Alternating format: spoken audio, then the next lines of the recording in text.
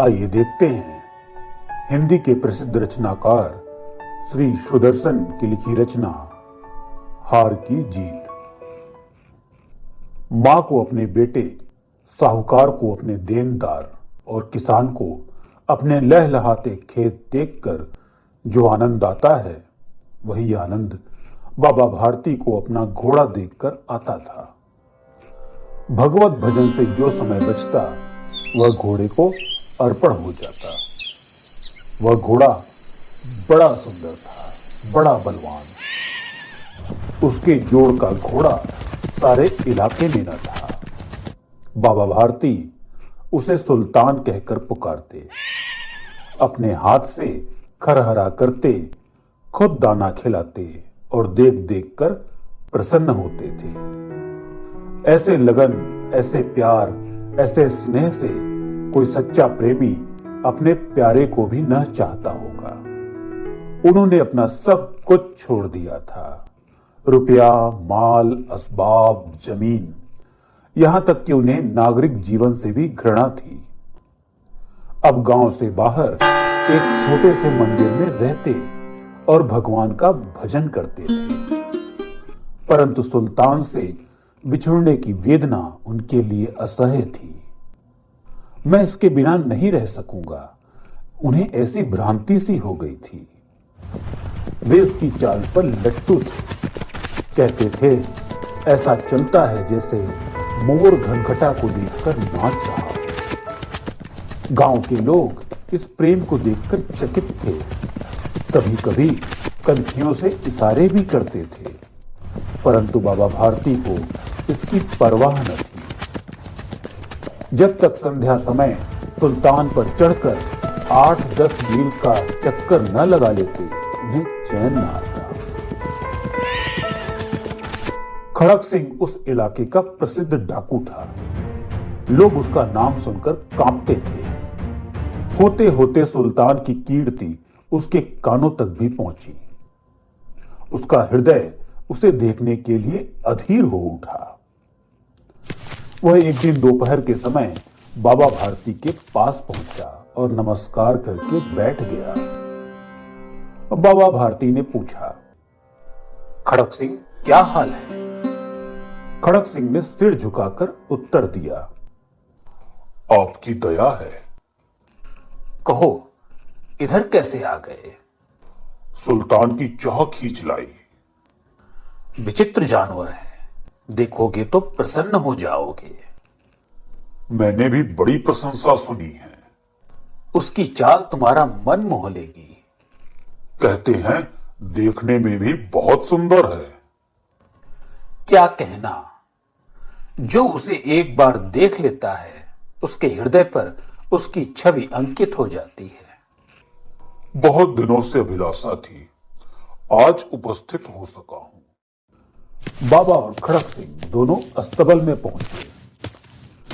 बाबा ने घोड़ा दिखाया घमंड से, खड़क सिंह ने घोड़ा देखा आश्चर्य से। उसने सैकड़ों घोड़े देखे थे, परंतु ऐसा बांका घोड़ा उसकी आंखों से कभी न गुजरा था। सोचने लगा, भाग्य की बात है, ऐसा घोड़ा खड़क सिंह के पास होना चाहिए था। इस साधु को ऐसी चीजों से क्या लाभ? कुछ देर तक आश्चर्य से चुपचाप खड़ा रहा। इसके पश्चात हृदय में हलचल होने लगी। बालकों की सी अधीरता से बोला, परंतु बाबा जी, इसकी चाल न देखी तो क्या देखा? बाबा जी भी मनुष्य ही थे।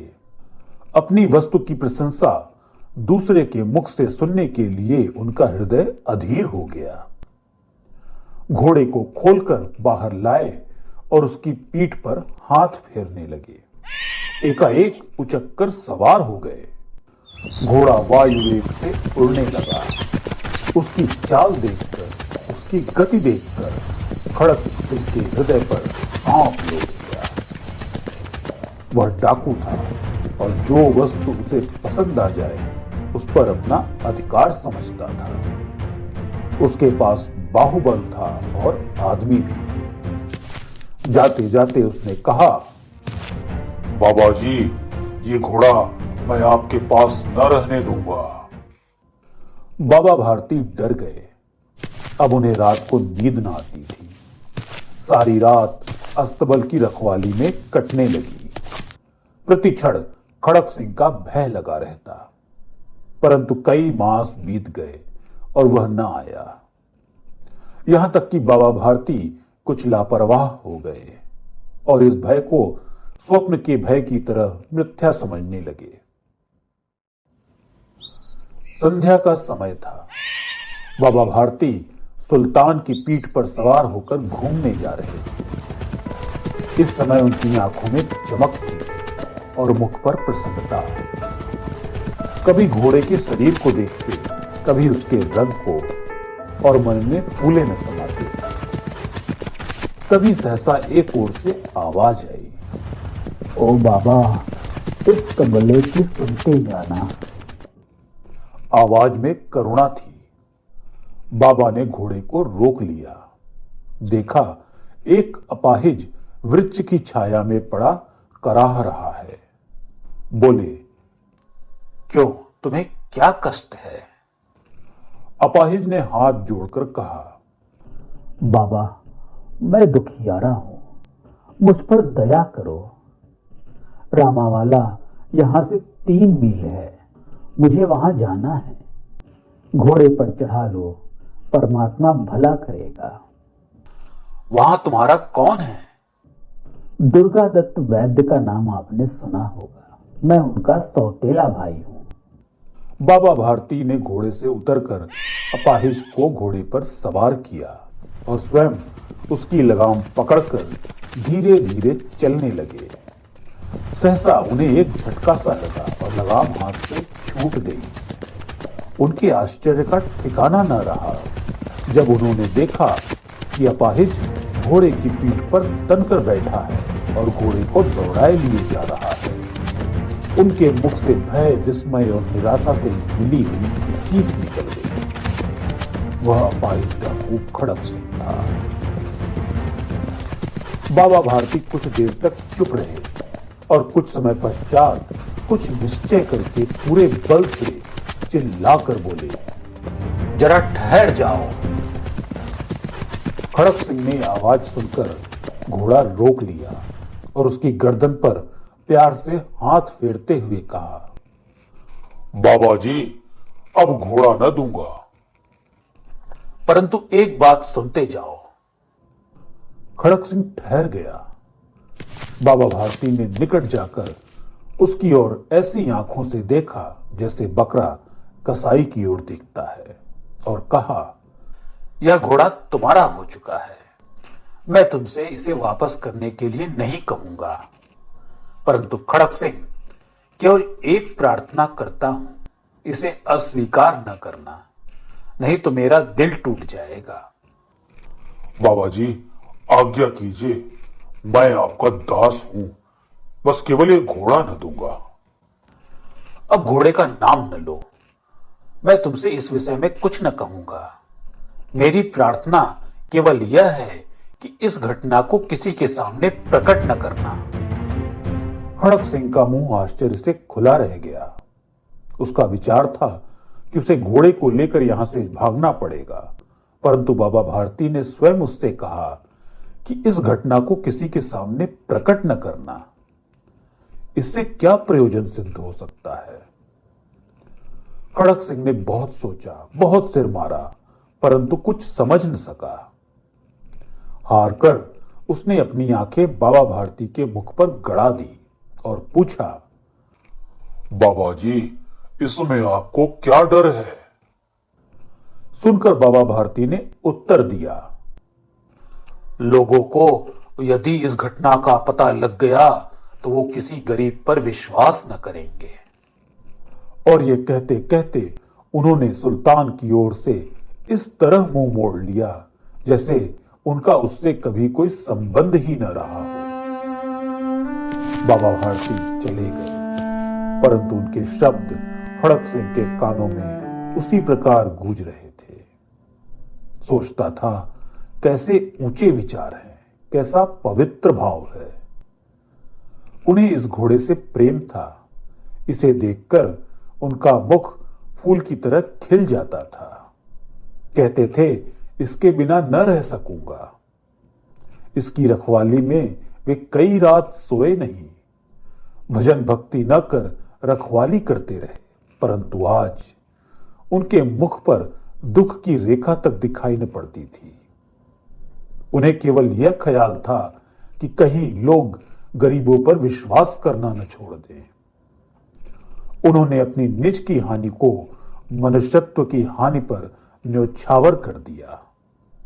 ऐसा मनुष्य मनुष्य नहीं, देवता है।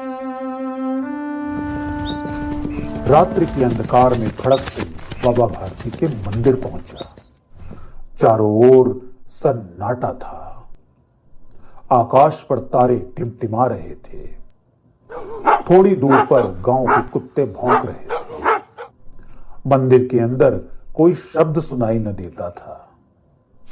खड़क सिंह सुल्तान की बाग पकड़े हुए था। वह धीरे धीरे अस्तबल के फाटक पर पहुंचा। फाटक किसी वियोगी की आंखों की तरह चौपट खुला हुआ था। किसी समय वहां बाबा भारती स्वयं लाठी लेकर पहरा देते थे, परंतु आज उन्हें किसी चोरी, किसी डाके का भय न था। हानि ने उन्हें हानि की तरफ से बेपरवाह कर दिया था। खड़क सिंह ने आगे बढ़कर सुल्तान को उसके स्थान पर बांध दिया और बाहर निकलकर सावधानी से फाटक बंद कर दिया।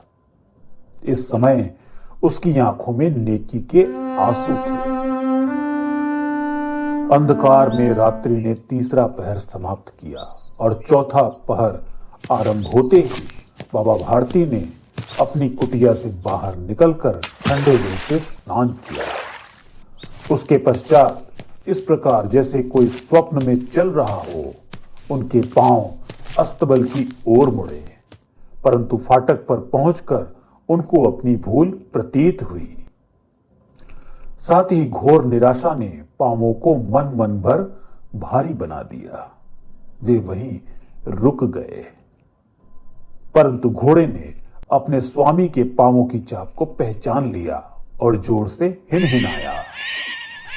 अब बाबा भारती दौड़ते हुए अंदर घुसे और अपने घोड़े को गले से लिपटाकर इस प्रकार रोने लगे जैसे बिछड़ा हुआ पिता चिरकाल के पश्चात पुत्र से मिलकर रोता है। बार बार उसकी पीठ पर हाथ फेरते, बार बार उसके मुंह पर थपकियां देते और कहते थे, अब कोई गरीबों की सहायता से मुंह न मोड़ेगा। थोड़ी देर के बाद जब वो अस्तबल से बाहर निकले तो उनकी आंखों से आंसू बह रहे थे। ये आंसू उसी भूमि पर ठीक उसी जगह गिर रहे थे जहां बाहर निकलने के बाद खड़क सिंह रोया था। दोनों के आंसुओं का उसी भूमि की मिट्टी पर परस्पर मिलाप हो गया।